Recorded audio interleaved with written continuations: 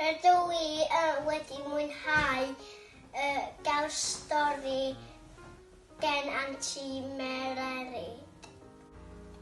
Dwi'n licio ffrindiau yn ysgol Sgil.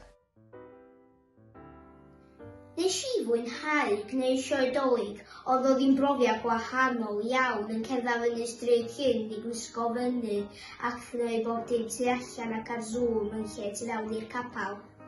Wel, be dwi'n gofio ydy bod efo gymaint gwyliau yn cerdded fyny stryd llyn fatha angel ac yr holl tecs fath hynny, efo'r filters gwahanol. Bore Nadolig, Fe gawsom yn wneud ein trafodiad o ddangos ein anrhegion Nadolig. o'r soffa. Partio Dolig Zoom! Nes i mwynhau gael bag hefo treat gan yr eraill. Nes i mwynhau chwarae bingo. Dwi'n edrych ymlaen gael ysgol Sgil allan yn y goedwig.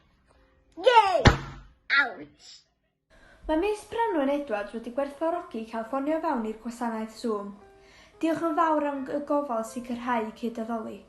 Roedd cael bod yn y gwasanaeth Zoom ar ddydd Sul yn fynghadwy i fynd drwy'r wythnos.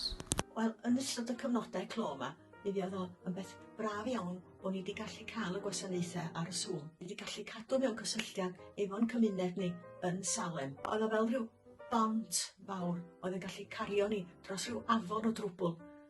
Yn y gobaith pa fyddwn ni'n gallu cyrraedd yr ochr arall yn saff.